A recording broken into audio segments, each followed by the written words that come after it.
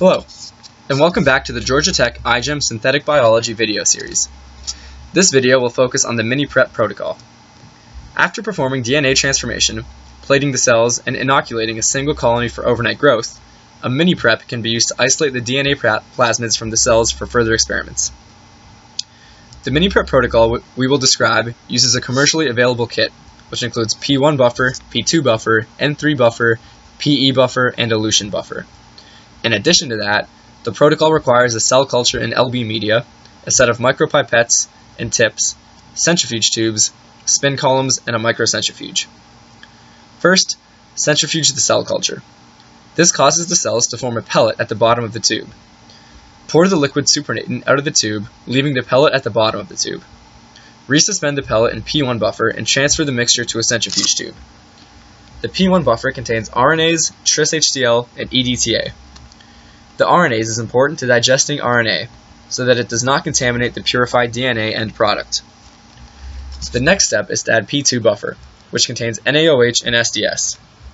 SDS lyses the cell, and NaOH denatures the DNA. After the lysis reaction has occurred for a few minutes, terminate the reaction by adding N3 buffer. This buffer contains potassium acetate, which neutralizes the NaOH and also causes small DNA fragments to reneal.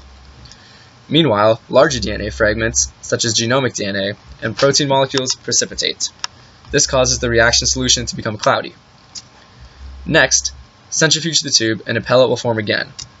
This pellet contains the insoluble proteins and genomic DNA, while the supernatant will contain our soluble plasmid of interest. Use a micropipette to carefully remove the supernatant from the tube and transfer it to a spin column, then centrifuge said spin column. The spin column contains a membrane with silica that will capture the plasmid. The plasmid in solution binds to salt, and the salt binds to the silica membrane. The rest of the liquid, called the flow-through, is let to flow through the membrane. Discard the flow-through and add PE buffer to the top of the spin column. The PE buffer, which contains ethanol, serves to further wash away any contaminants from the plasmid sample. The procedure then calls for centrifuging the wash buffer twice, removing all the flow-through in between the two spins to thoroughly wash the plasmid. The last steps are to transfer the spin column to a collection tube, add elution buffer to the top of the spin column, and centrifuge one last time.